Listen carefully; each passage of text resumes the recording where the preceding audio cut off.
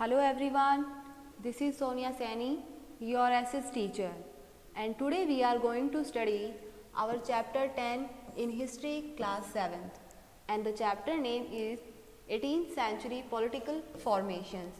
इस चैप्टर में हम डिस्कस करेंगे कि कैसे 18th सेंचुरी तक आते आते जो मुग़ल एम्पायर था वो डिक्लाइन होने लगा और इसके पीछे जो डिक्लाइन होने का रीज़न है वो भी डिस्कस करेंगे। प्लस हम जानेंगे कि कैसे जो अदर स्टेट्स थी वो इंडिपेंडेंटली अमर्ज होकर के आई थी। तो आइए जानते हैं इस चैप्टर में कौन कौन से टॉपिक्स हैं जिन्हें हम आज डिस्कस करेंगे। तो हमारा फर्स्ट टॉपिक रहेगा the crisis of the empire and the later Mughals. इसमें हम एक्चुअल रीज़न जानेंगे जो मुग़ल एम्पायर था वो जब डिक्लाइन हुआ तो उसमें क्या क्या क्राइसिस आए थे, क्या क्या प्रॉब्लम्स आई थी और मेन रीज़न क्या रहा था।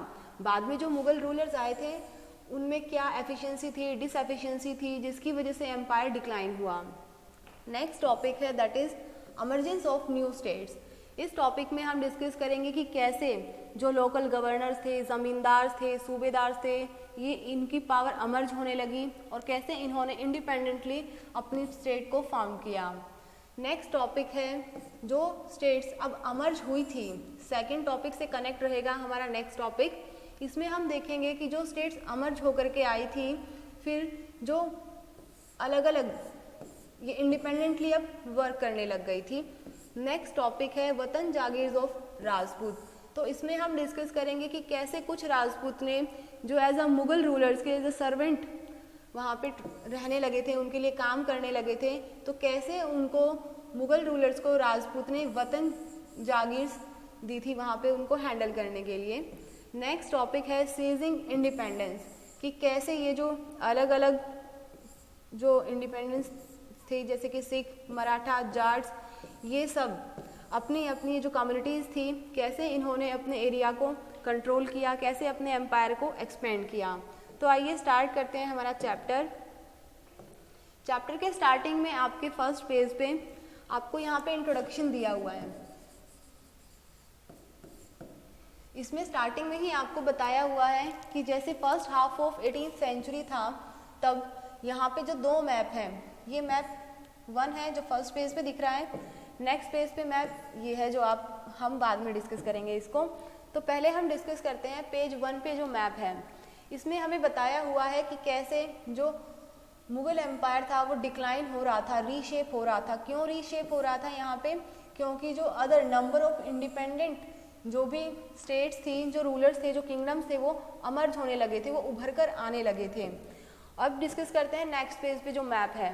तो अब जैसे ही हम बात करते हैं 1765 की, इसमें जो दूसरी पावरफुल बॉडी थी जैसे कि ब्रिटिशर्स, इन्होंने क्या किया, इन्होंने भी ईस्टर्न इंडिया में बहुत सारी टेरिटरीज़ को अपने कंट्रोल में ले लिया था, जिससे कि शॉर्ट स्पैन ऑफ टाइम में, मतलब बहुत कम टाइम में वहाँ पे जब हम 18th सेंचुरी की बात करते हैं तो वहाँ पे पॉलिटिकल और ड्रामेटिकल चेंजेस देखने को हमें मिलते हैं। और इस चैप्टर में हम डिस्कस करेंगे जो टाइम पीरियड है, कौन से कब तक के टाइम पीरियड की जो इंसिडेंट्स हैं उनको डिस्कस करेंगे कि 1707 में जब औरंगजेब की डेथ हो जाती है उसके बाद वहाँ तक जब हमारी बैटल ऑफ पानीपत होती है 1761 में, तो इसके बीच में जो भी इंसिडेंट हुए, जितनी भी बैटल हुई, उनको हम हमारे चैप्टर में डिस्कस करेंगे। तो आइए स्टार्ट करते हैं हमारा first topic the crisis of the empire and later Mughals. तो जैसे कि चैप्टर 4 में जो हमारा प्रीवियस चैप्टर है जिसे हम पढ़ चुके हैं, वहाँ पे हमने देखा था कि कैसे 17th सेंचुरी तक आते आते जो मुग़ल रूलर्स थे वो डिक्लाइन होना स्टार्ट हो गया था, उनका एम्पायर डिक्लाइन होना स्टार्ट हो गया था। तो इसमें क्या रीज़न थे? There are number of factors जो इसका रीज़न रहे थे। अगर हम फर्स्ट फैक्टर की बात करते हैं that is Emperor Aurangzeb had depleted the military and financial resources of his empire by fighting a long war in Deccan। तो औरंगजेब ने क्या किया था, ये जो रूलर थे मुगल्स के औरंगजेब, इन्होंने जब डेक्कन में वॉर कर रहे थे कि मराठास के अगेंस्ट, तब इन्होंने काफ़ी मिलिट्री एक्सपेंसेस कर दिए थे और फाइनेंशियल रिसोर्सेज थे वो डिप्लीट कर दिए थे, मीन्स वो ख़त्म कर चुके थे क्योंकि ये बैटल काफ़ी लंबे समय तक चली थी। तो ये भी एक रीज़न रहा मुग़ल एम्पायर्स के डिक्लाइन होने का। प्लस जब इनके बाद जो और मुग़ल रूलर्स आए, जो सक्सेसर्स थे, वो इतने एफिशिएंटली एडमिनिस्ट्रेशन को मैनेज नहीं कर पाए, तो जिससे जो उनका एडमिनिस्ट्रेशन सिस्टम था वो प्रॉपरली वर्क नहीं हुआ। इसके बाद जो मनसाबदार थे इनको भी वो पावर अच्छे से कंट्रोल नहीं कर पाए, इन पर भी चेकिंग नहीं कर पाए। तो ये सब कुछ रीजंस हैं जो मुगल एम्पायर के डिक्लाइन होने के बने थे। अब कुछ गवर्नर्स थे जिन्हें सूबेदार कहा जाने लगा, इनको क्या रिस्पॉन्सिबिलिटी मिली थी कि इनको ना ऑफिसेस कंट्रोल करने हैं, रिवेन्यू और मिलिट्री एडमिनिस्ट्रेशन।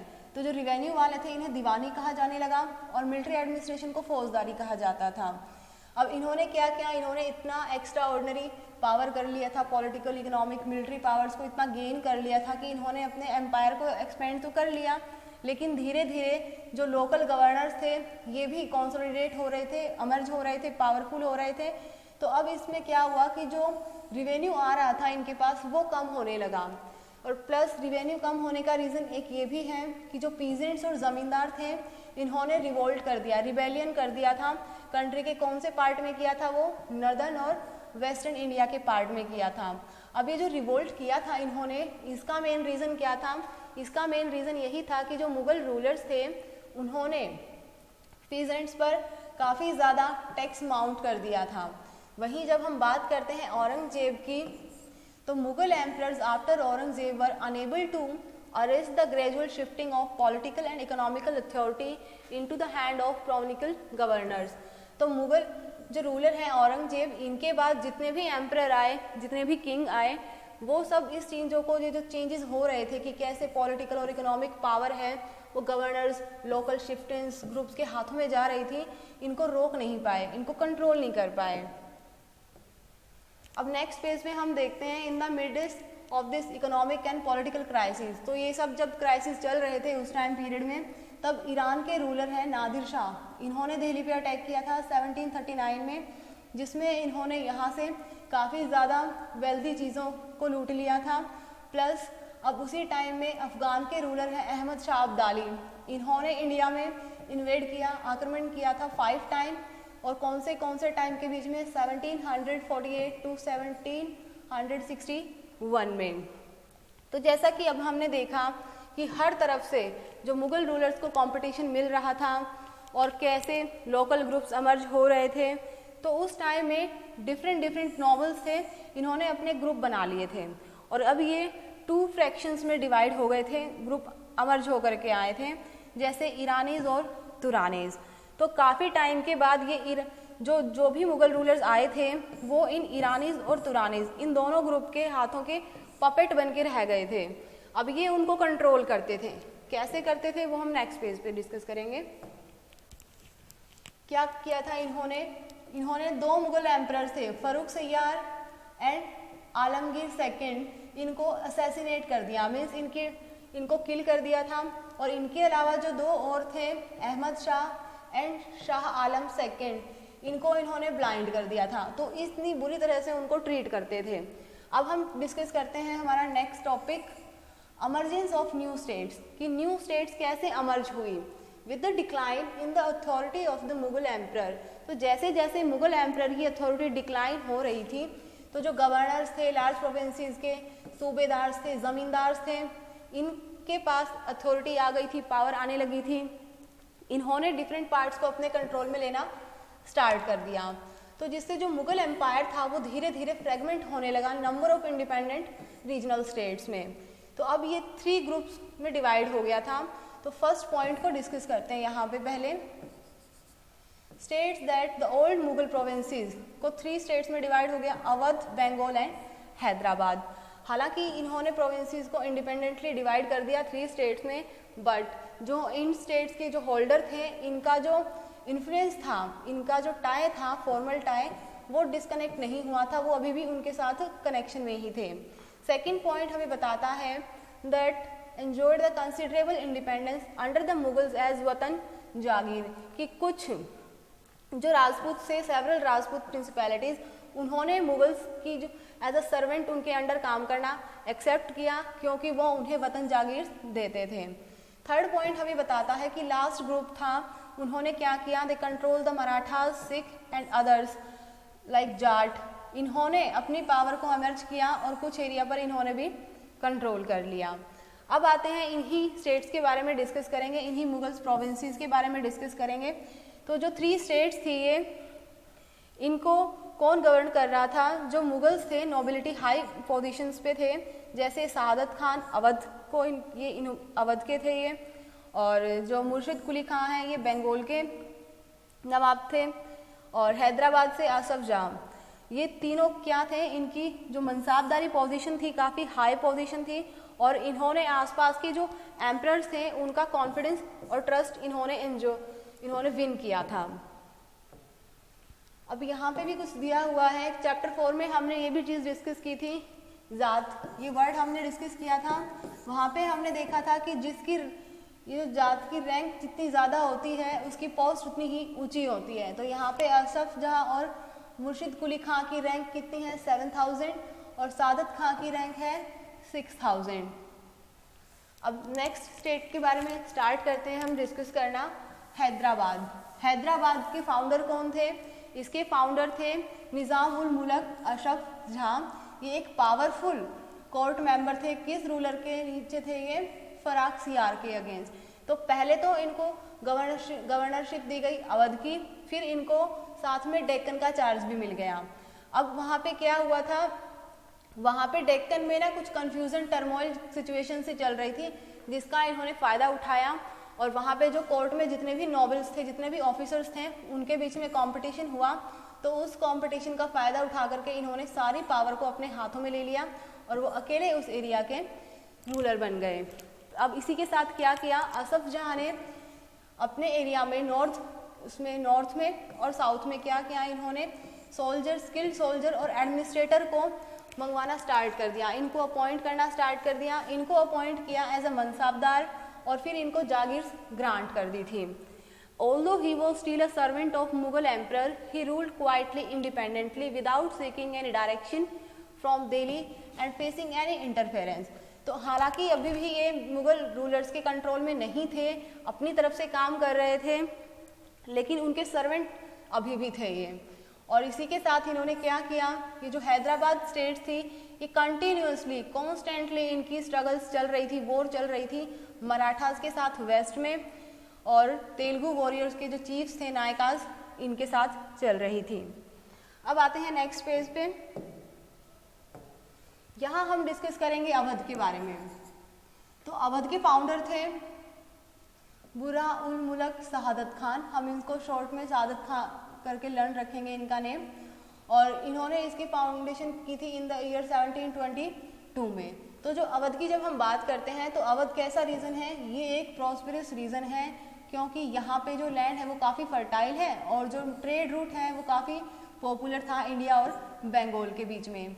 तो अब बुर्रा उल मुल्क इन्होंने क्या किया? इन्होंने 3 ऑफिस को कंबाइन किया, सूबेदारी, दीवानी और फौजदारी, इनको संभाला, इनको हैंडल किया अच्छे से, और प्लस इनको दूसरे वर्ड्स में क्या कह सकते हैं हम, पॉलिटिकल, फाइनेंशियल और मिलिट्री अफेयर्स थे इन्होंने अवध के, इन सबको अपने कंट्रोल में लिया। अब ये क्या कर रहे थे? ये चाह रहे थे कि जो मुगल का इन्फ्लुएंस है ना अवध पर, ये कम करना चाह रहे थे। इसको कम करने के लिए इन्होंने क्या किया कि मुगल्स के जितने भी ऑफिस होल्डर्स थे, जागीरदार मुगल्स ने अपॉइंट किया था, उनको ये वहाँ से रिड्यूस करते जा रहे थे। प्लस उन जागीरदार्स के पास जितनी भी लैंड थी एज अ जागीर जिसे कहते थे, उनका साइज भी इन्होंने कम कर दिया। और फिर उनकी जगह क्या किया? इन्होंने अपने लोयल सर्वेंट्स, जिन पर ये खुद ट्रस्ट करते थे, उन सर्वेंट को इन्होंने वहाँ पे अपनी नवाब कोर्ट में जो भी एज अ ऑफिशियल अपॉइंट किया, ताकि वो चेक करते रहें जो प्रीवियस एग्जिस्टेंस जागीरदार हैं उनके वर्क को, कि कैसे वो रिवेन्यू कलेक्ट कर रहे हैं, वो अच्छे से काम कर रहे हैं या नहीं कर रहे हैं।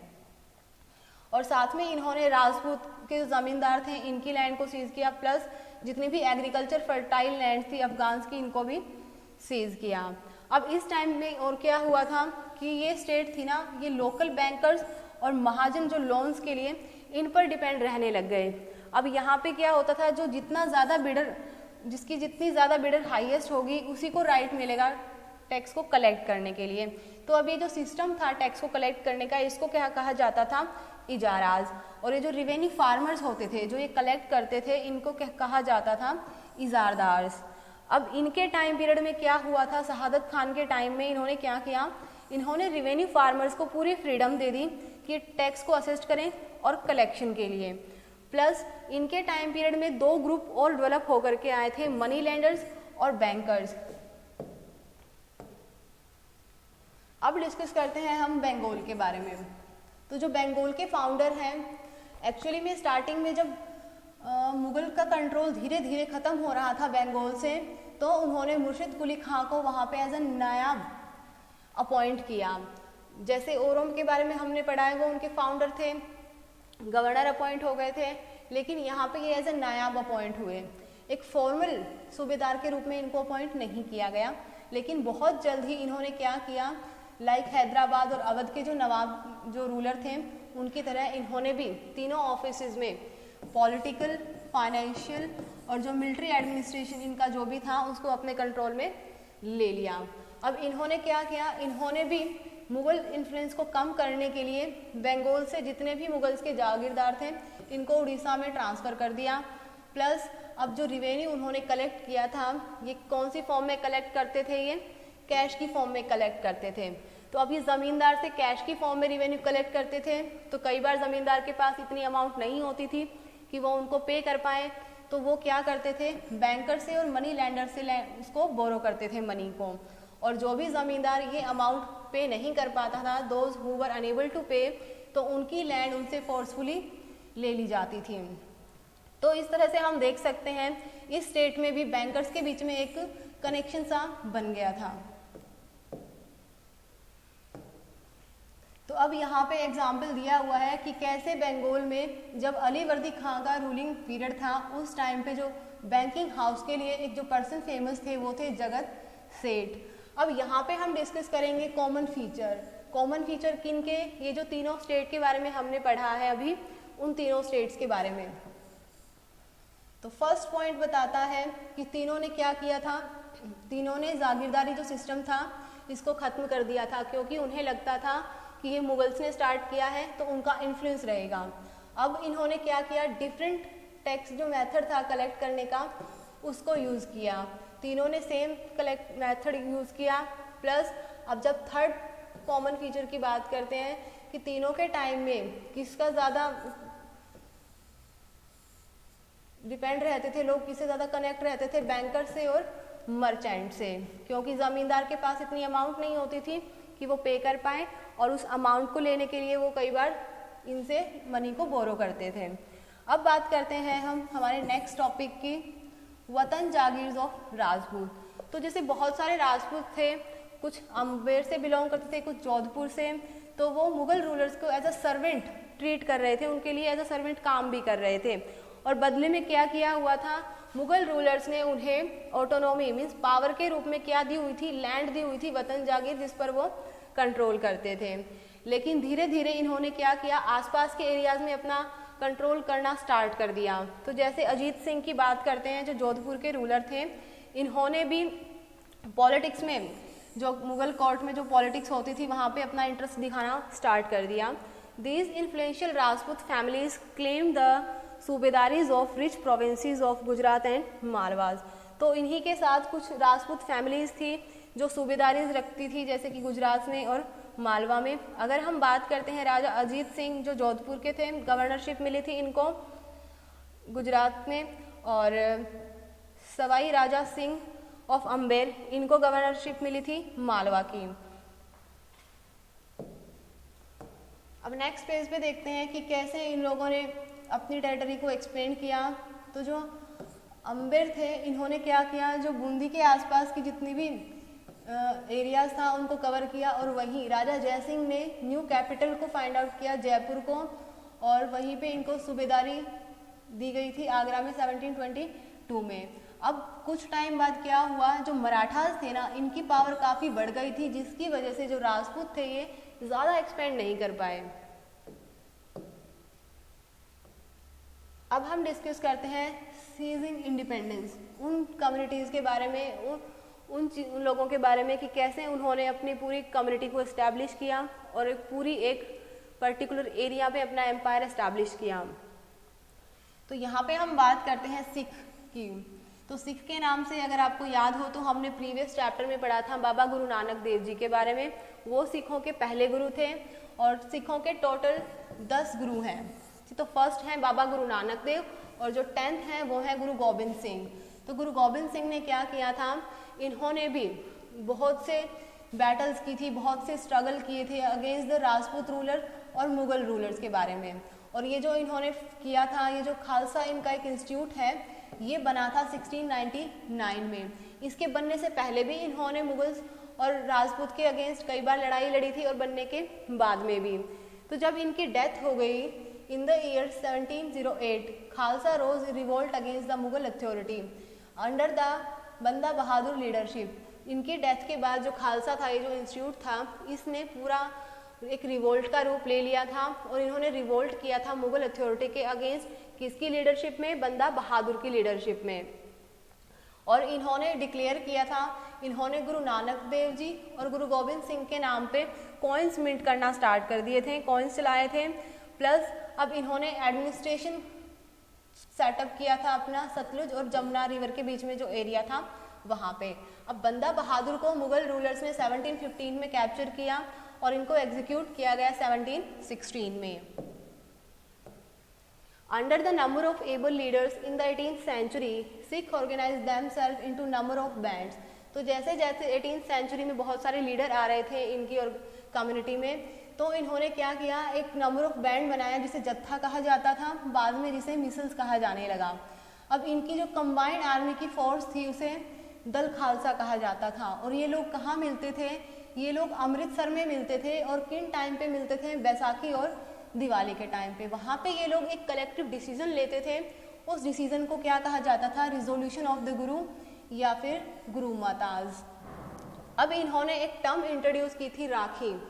इसमें क्या करते थे, ये कल्टीवेटर्स जो फार्मर होते थे उनको प्रोटेक्शन प्रोवाइड करते थे, प्लस उनसे ये प्रोटेक्शन देने के बदले में जितना भी वो प्रोड्यूस करते हैं उसका 20% टैक्स के रूप में उनसे लेते भी थे।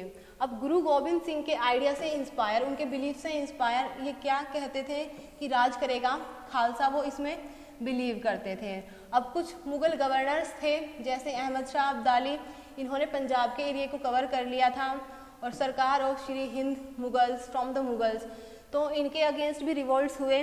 तो जब खालसा ने इनके अगेंस्ट रिवोल्ट किया तो बाद में इन्होंने फिर से अपने वो जो कॉइन मिंट किए थे बंदा बहादुर के टाइम में, वो बंद हो गए थे। जब उनको एग्जीक्यूट किया तो फिर से इन्होंने 1765 में अपने कॉइन्स स्टार्ट कर दिए। तो अब जो 6 टेरिटरी है ये late 18th century extended from the Indus to Jamuna, but they were divided under the different ruler. तो ये काफ़ी एक्सटेंड हुई थी 18th सेंचुरी में, लेकिन ये डिवाइड भी हो गई थी अलग अलग रूलर्स के टाइम में। अब बात करते हैं मराठास की।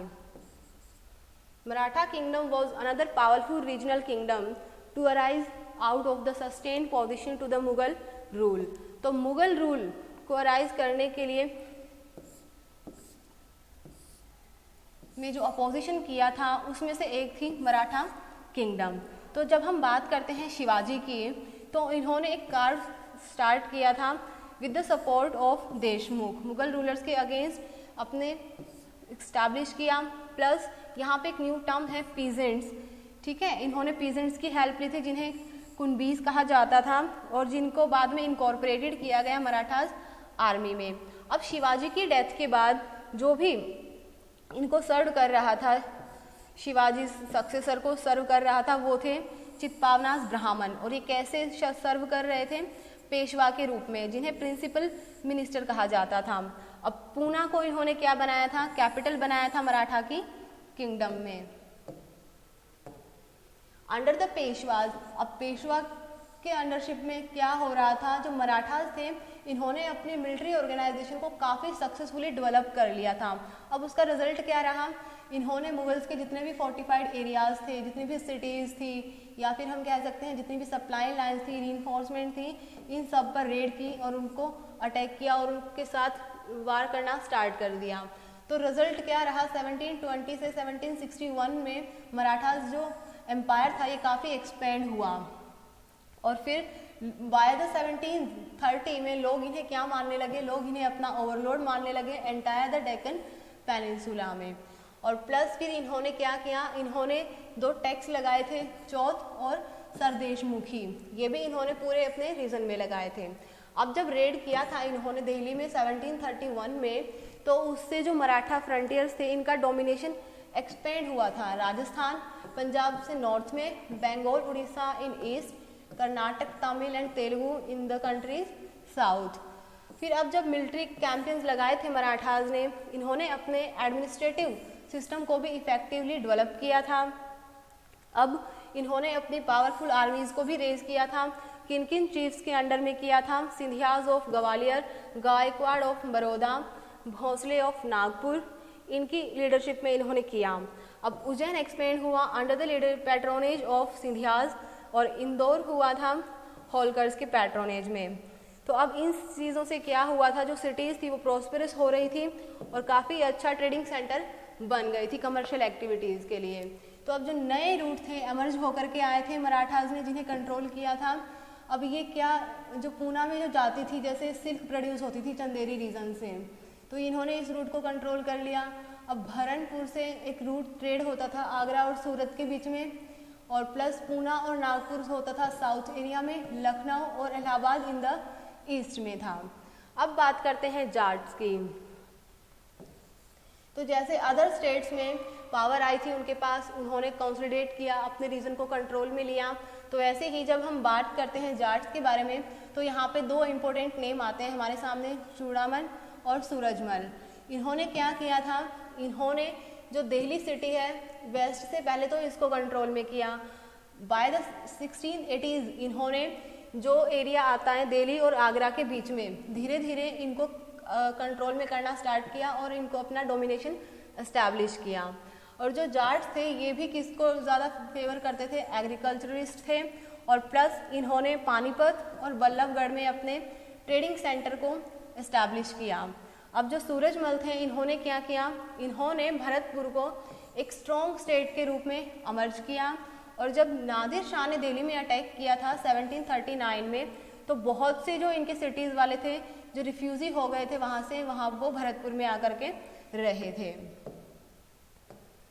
अब बात करते हैं यहाँ पे कि भरतपुर में जो फोर्ट है was built in Fairlie traditional style, बहुत ही ट्रेडिशनल स्टाइल में बनाया गया है डिग में, और ये जाट्स ने बनाया है। एलोब्रेट गार्डन प्लेस है, combining the style seen at Amber and आगराज। तो स्टूडेंट्स ये था हमारा चैप्टर। आई होप आपको चैप्टर समझ में आया होगा। फिर भी आपको कोई डाउट है तो आप मुझसे पूछ सकते हैं।